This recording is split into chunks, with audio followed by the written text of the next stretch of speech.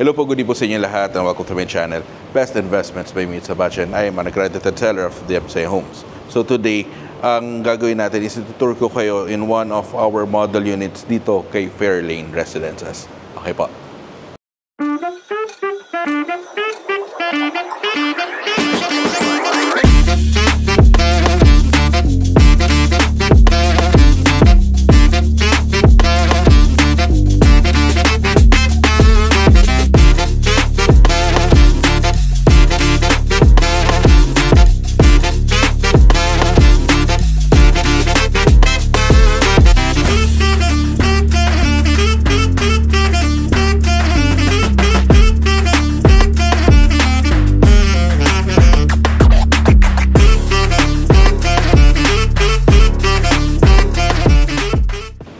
Hello po, so kamusta po kayo? So, ito naman right now, today nandito ako kay Fairlane Residences. So, I'm on the 7th floor. So, itutur ko kayo ngayon in one of our actual unit na 2-bedroom na 62 square meters. So, kadalasan na nakikita natin like kay Allegra Garden Place, kay Prisma Residences are yung mga standard sizes natin na 56 square meters. Pero, dito po, what I can show you is yung upgraded na model unit natin na mas malaki na.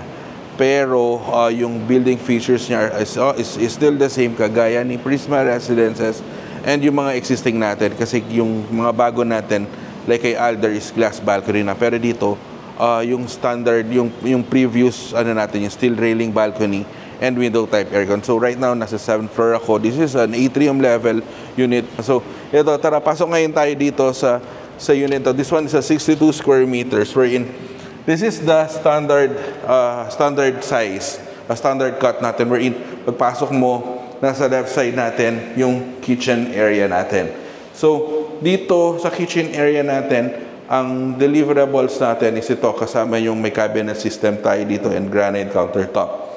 Pero ito yung sinasabi ko sa inyo na yung cabinet system natin is wala pa siyang drawer. Unlike doon sa mga bago natin, may drawer na yung cabinet system natin. Okay? Wherein, dito po, nandito naman, dito mo ilalagay yung entertainment area natin. And dito muna, dining area tayo. So, pansinin nyo, napakalawak nitong living and dining area natin. Kasi this one is a 62 square meters and mas malaki on every part of the unit. Okay, malaki yung kitchen area, malaki yung dining area, malapad yung living area natin, di ba? So dito mo pwede ilagay yung entertainment system mo. And then dito naman yung toilet and bath natin. Okay? So dito sa toilet and bath, ito yung actual deliverables natin. Meron tayong fittings and fixtures na kasama na po lahat yan. Okay, ang kulang na lang dito is yung shower enclosure po natin. Okay? And also dito, syempre, hindi rin nawawala yung storage natin para sa washing machine. Diba? So dito, yung iba ginagawa nila pantry. Diba? Para kasi meron naman tayong laundry area. So we go to the bedroom 2. So sa bedroom 2, as you can see, kung mapapansin nyo po, malaki rin ang bedroom 2 natin. And dito, window type aircon pa rin tayo dito. So, yung mga bagong projects kasi natin, wala na ito.